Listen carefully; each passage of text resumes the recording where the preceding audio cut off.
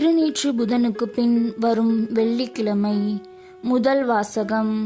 உங்கள் இனத்தாருக்கு உங்களை மறைத்து கொள்ளாதிருப்பது அன்றோ நாம் விரும்பும் நோன்பு. இறைவாக்கினர் எசையா நூலிலிருந்து வாசகம். அதிகாரம் 58, இறை வார்த்தைகள் 1-9 வரை. இறைவனாகிய ஆண்டவர் கூறுகிறார்: பேரொலி எழுப்பி கூப்பிடு, நிறுத்திவிடாதே. எக்காலம் முழங்குவது போல் உன் குரலை உயர்த்து.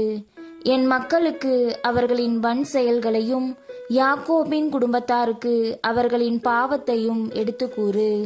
அவர்கள் நேர்மையானவற்றை செய்யும் மக்களினம் போலும் தங்கள் கடவுளின் கட்டளையை கடைபிடிப்போர் போலும் நாள்தோறும் என்னை தேடுகின்றார்கள். என் நெறிமுறைகள் பற்றிய அறிவை நாடுகின்றார்கள். நேர்மையான நீதி தீர்ப்புகளை என்னிடம் வேண்டுகின்றார்கள். கடவுளை அணுகி வர விளைகின்றார்கள். நாங்கள் உண்ணா நோன்பிருந்த பொழுது நீர் எங்களை நோக்காதது ஏன்? நாங்கள் எங்களை தாழ்த்தி கொண்ட போது நீர் எங்களை கவனியாதது ஏன் என்கின்றார்கள். நீங்கள் நோன்பிருக்கும் நாளில் உங்கள் ஆதாயத்தையே நாடுகின்றீர்கள். உங்கள் வேலையாட்கள் அனைவரையும் ஒடுக்குகின்றீர்கள். இதோ, வழக்காடவும் வீண் சண்டையிடவும் கொடும் கையால் தாக்கவுமே நீங்கள் நோன்பிருக்கிறீர்கள். இன்று போல் நீங்கள் உண்ணா நோன்பிருந்தால் உங்கள் குரல் உன்னதத்தில் கேட்கப்படாது. ஒருவன் தன்னை ஒடுக்கிக் கொள்ளும் நாளையா நான் உண்ணா நோன்பின் நாளாக தெரிந்து கொள்வது? ஒருவன் நாணலை போல் தன் தலையை தாழ்த்தி சாக்கு உடையையும் சாம்பலையும் அணிந்து கொள்வதா எனக்கு ஏற்ற நோன்பு? இதையா நீங்கள் நோன்பு என்றும் ஆண்டவருக்கு உகந்த நாள் என்றும் அழைக்கிறீர்கள்? கொடுமை தலைகளை அவிழ்ப்பதும் நுகத்தின் பிணையல்களை அறுப்பதும் ஒடுக்கப்பட்டோரை விடுதலை செய்து அனுப்புவதும் எவ்வகை நுகத்தையும் உடைப்பதும் அன்றோ நான் தேர்ந்து கொள்ளும் நோன்பு? பசித்தோருக்கு உங்கள் உணவை பகிர்ந்து கொடுப்பதும் தங்க இடமில்லாத வறியோரை உங்கள் இல்லத்திற்கு அழைத்து வருவதும் உடையற்றோரை காணும்போது அவர்களுக்கு உடுக்க கொடுப்பதும் உங்கள் இனத்தாருக்கு உங்களை மறைத்து கொள்ளாதிருப்பதும் அன்றோ நான் விரும்பும் நோன்பு. அப்பொழுது உன் ஒளி விடியல் போல் எழும். விரைவில் உனக்கு நலமான வாழ்வு துளிர்க்கும். உன் நேர்மை உனக்கு முன் செல்லும். ஆண்டவரின் மாட்சி உனக்கு பின் சென்று காக்கும்.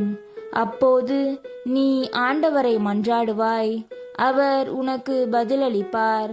நீ கூக்குரல் இடுவாய், அவர் இதோ நான் என மறுமொழி தருவார்.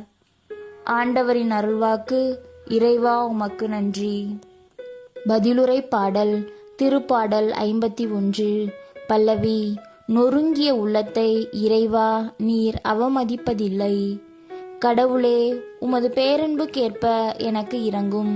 உமது அளவற்ற இரக்கத்திற்கேற்ப என் குற்றங்களை துடைத்தருளும். என் தீவினை முற்றிலும் நீங்கும்படி என்னை கழுவியருளும். என் பாவம் அற்றுப்போகும்படி என்னை தூய்மைப்படுத்தியருளும். பல்லவி.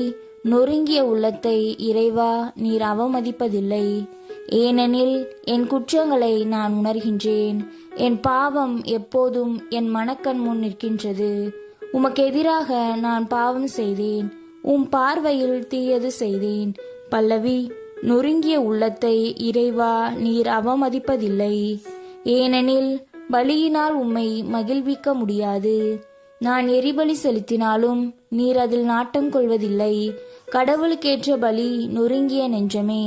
கடவுளே, நொறுங்கிய குற்றமுணர்ந்த உள்ளத்தை நீர் அவமதிப்பதில்லை. பல்லவி. நொறுங்கிய உள்ளத்தை இறைவா நீர் அவமதிப்பதில்லை. நற்செய்திக்கு முன் வசனம். நன்மையை நாடுங்கள், தீமையை தேடாதீர்கள். அப்பொழுது படைகளின் கடவுளாகிய ஆண்டவர் உங்களோடு இருப்பார். நற்செய்தி வாசகம்.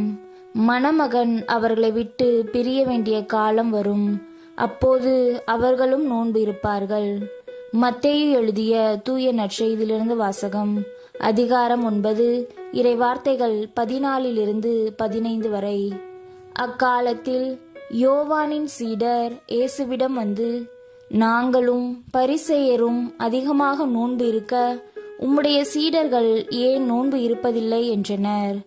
அதற்கு இயேசு அவர்களை நோக்கி, மணமகன் தங்களோடு இருக்கும் வரை மண விருந்தினர்கள் துக்கம் கொண்டாட முடியுமா? மணமகன் அவர்களை விட்டு பிரிய வேண்டிய காலம் வரும். அப்போது அவர்களும் நோன்பு இருப்பார்கள். ஆண்டவரின் அருள்வாக்கு. கிறிஸ்துவே உமக்கு புகழ்.